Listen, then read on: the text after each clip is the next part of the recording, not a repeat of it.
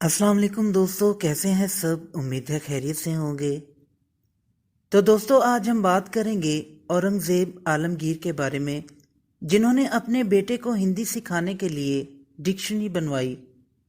جاننے کے لیے ویڈیو کو اینڈ تک دیکھیں، اور جنہوں نے میرا چینل سبسکرائب نہیں کیا وہ ضرور کریں، تاکہ اسی طرح ہسٹری سے متعلق آپ کے نالج میں اضافہ ہوتا رہے۔ تو چلیے دوستو، ویڈیو شروع کرتے ہیں۔ اورنگزیب عالمگیر کو ہندوؤں سے نفرت کرنے والے ایک سخت گیر اسلامی حکمران کے طور پر پیش کیا جاتا ہے، مگر وہ تاریخ کا ایک ایسا پیچیدہ کردار ہیں جن کی کہانی میں موجود کئی چیزیں لوگوں کو حیران کر سکتی ہیں۔ اورنگزیب کے بھائی دارا شکوہ ایک اعتدال پسند شہزادے تھے، جنہوں نے ویدوں اور اپنشدوں کو فارسی میں ترجمہ کروایا۔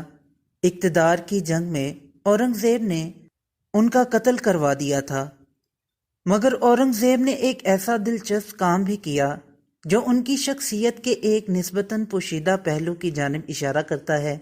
انہوں نے اپنے بیٹے کے لیے ایک ہندی فارسی لغت تیار کروائی تھی۔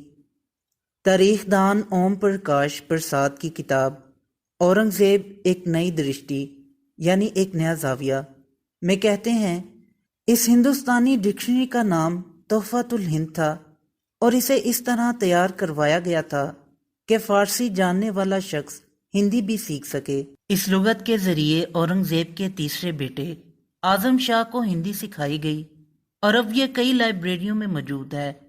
ان میں سے ایک پٹنہ کی مشہور خدا بخش خان اورینٹل لائبریری ہے، جس نے حال ہی میں عوام کے لیے یہ لغت شائع کروائی ہے۔ اعظم شاہ کا مکمل نام ابو الفضل قطب الدین محمد اعظم تھا۔ سن 1707 میں اورنگزیب کی وفات کے بعد اعظم شاہ تقریباً 3 ماہ کے لیے تخت پر بیٹھے، مگر ان کے سوتیلے بھائی شاہ عالم نے اعظم شاہ کو ایک جنگ میں قتل کر دیا۔ حالانکہ اورنگزیب نے اپنی زندگی میں ہی انہیں اپنا جانشین مقرر کر دیا تھا۔ وہ 14 مارچ 1707 کو تخت پر بیٹھے، مگر 12 جون 1707 کو وہ آگرہ کے قریب ایک جنگ میں شکست کھا گئے اور ہلاک ہوئے۔ تو دوستو، اب ہم بات کریں گے لغت کی خصوصیات کے بارے میں۔ یہ ڈکشنری مرزا خان بن فخر الدین محمد نے سن 1674 میں تیار کی تھی۔ خدا بخش خان لائبریری کی ڈائریکٹر شائستہ بیدار کہتی ہیں کہ اس لغت میں ہندی اور برج بھاشا کے الفاظ ہیں۔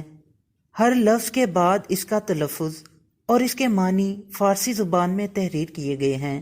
مثال کے طور پر چمپا لفظ کے سامنے فارسی میں لکھا ہے کہ کن حروف پر زور دینا ہے۔ اس کے بعد فارسی میں ہی اس کا مطلب کچھ یوں تحریر ہے: مشہور سنہری پھول جو سفیدی مائل ہوتا ہے۔ اسے ہندوستان کے شاعر محبوب کی خوبصورتی کو بیان کرنے کے لیے استعمال کرتے ہیں، اور محبوب کو اس کی کلی سے تشبیہ دیتے ہیں۔ اس کے بعد چنتا کے بارے میں فارسی میں لکھا ہے کہ اس کا مطلب ہندی میں فکر یا شبہ ہے۔ اسی طرح رتھ کو 4 پہیوں والی گاڑی بتایا گیا ہے۔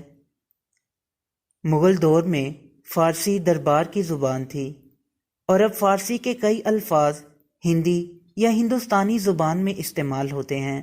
یہ ہندی ڈکشنری شہزادے کی تعلیم و تربیت کے لیے تیار کروائی گئی ایک وسیع تر انسائکلوپیڈیا کا حصہ ہے، جس کے دوسرے حصوں میں ہندوستانی طب، موسیقی، علم نجوم اور دیگر علوم شامل ہیں۔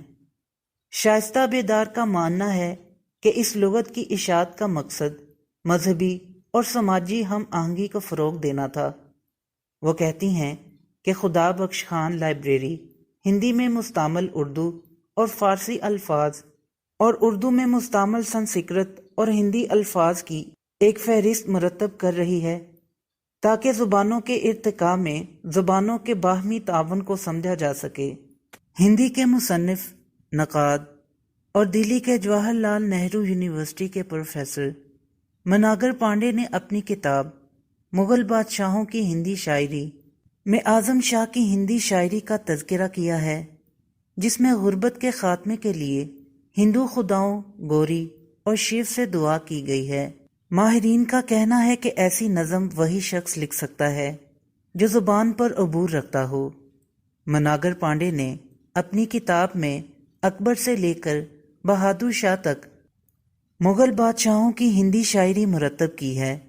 یورپی فزیشین اور سیاح فرانسوا برنیئر نے اورنگزیب کے بارے میں ایک واقعے کا تذکرہ کیا ہے۔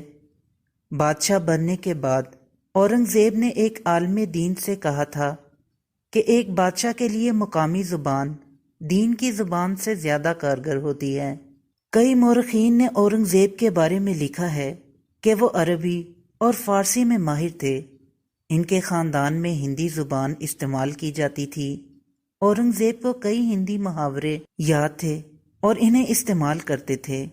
شاعری میں دلچسپی اور زبان کا علم اورنگزیب کی زندگی کا ایک ایسا پہلو ہے جس پر بات ہوتی رہے گی۔ مشہور مورخ R.D. ٹریشکے اپنی ایک کتاب اورنگزیب دا مین اینڈ دا متھ میں کہتی ہیں کہ اورنگزیب کا کردار پیچیدہ ہے اور انہیں کسی ایک سانچے میں فٹ کرنا نہایت مشکل ہے۔